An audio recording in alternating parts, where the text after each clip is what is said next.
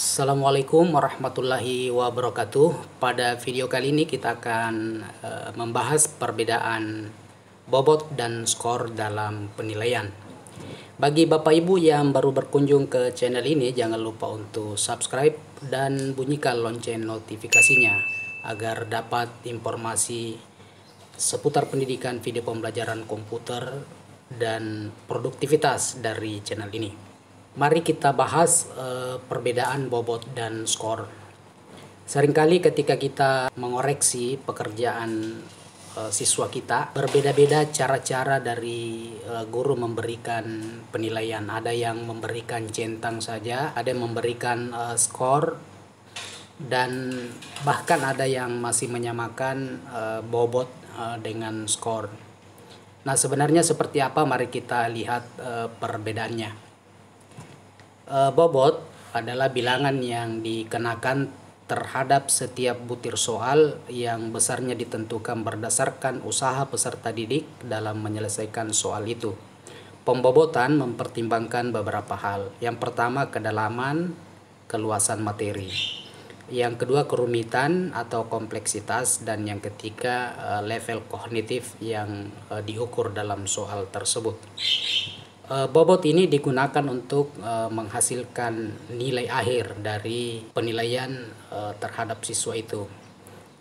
Kemudian skor adalah rentan nilai dalam kriteria penilaian yang belum bisa diukur dan masih bersifat kuantitatif.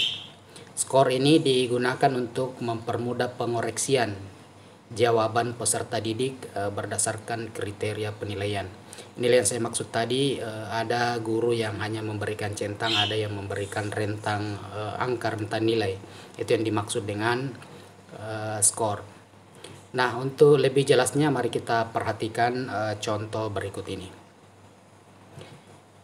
Misalnya seperti ini, jumlah butir soal ada 3. Setiap soal ada kriteria-kriteria penilaian. Misalnya nomor 1, soalnya meminta 3 jawaban. Nah, kalau anak menjawab ketiga-tiganya benar, skornya 3. Kalau menjawab 2 benar, ya skornya 2, dan seterusnya. Nomor 2 juga demikian, nomor 3 juga demikian. Nah, apa perbedaannya dengan bobot? Ya. Jadi bobot itu diberikan terhadap setiap butir soal berdasarkan 3 hal tadi, ya, kompleksitas, kemudian kedalaman materi, dan apa yang diukur. Ya, misalnya nomor 1 ini kita berikan bobot 25. Nah, bobotnya 25. Kemudian nomor 2 misalnya bobotnya 35. Kemudian nomor 3 bobotnya 40. Nah, ini jumlahnya harus 100. Jadi misalnya 5 nomor soal juga jumlah bobotnya harus 100. 11 nomor, 12 nomor, dan seterusnya jumlah bobotnya itu mesti 100, ya. Nah, sebagai contoh, ada anak yang menjawab seperti ini. Di nomor 1 itu jawabannya benar semua, ya, 3 benar. Maka anak ini akan memperoleh 3 dibagi 3. Kenapa dibagi 3? Karena skor tertinggi di nomor 1 ini adalah 3.